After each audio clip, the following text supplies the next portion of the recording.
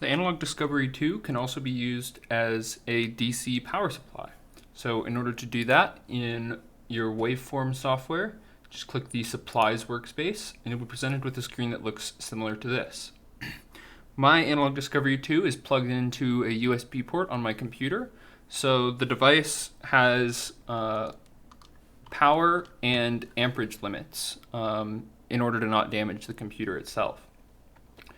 But enabling and setting up the power supply function of the AD2 is really simple. You have two channels, a positive supply and a negative supply, and those are listed on the pinout diagram, with the positive supply being a solid red wire and the negative supply being a solid white wire. In this case, let's set our supply to output 1 volt on the positive supply. So that's set up here, as we would expect.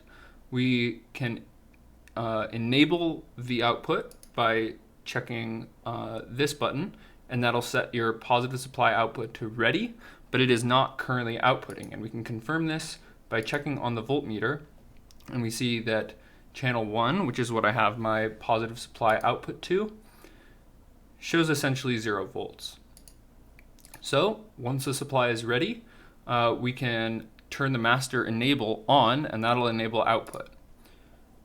So now we should be outputting 1 volt, and we check our voltmeter, and we see that is in fact the case.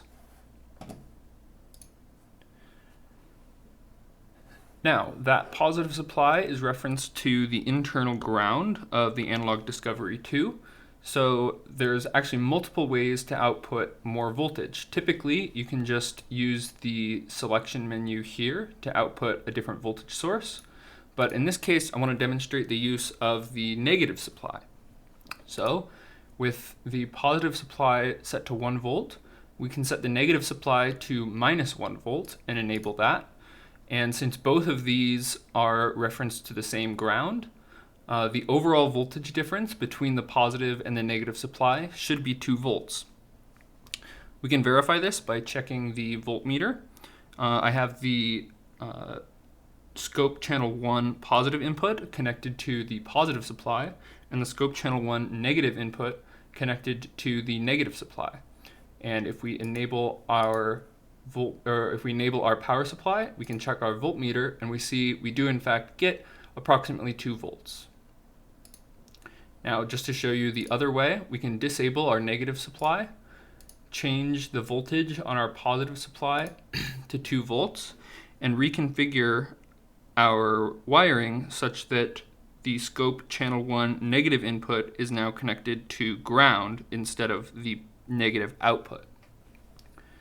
Now with 2 volts, if we enable our power supply, we should see on the voltmeter we're once again getting 2 volts.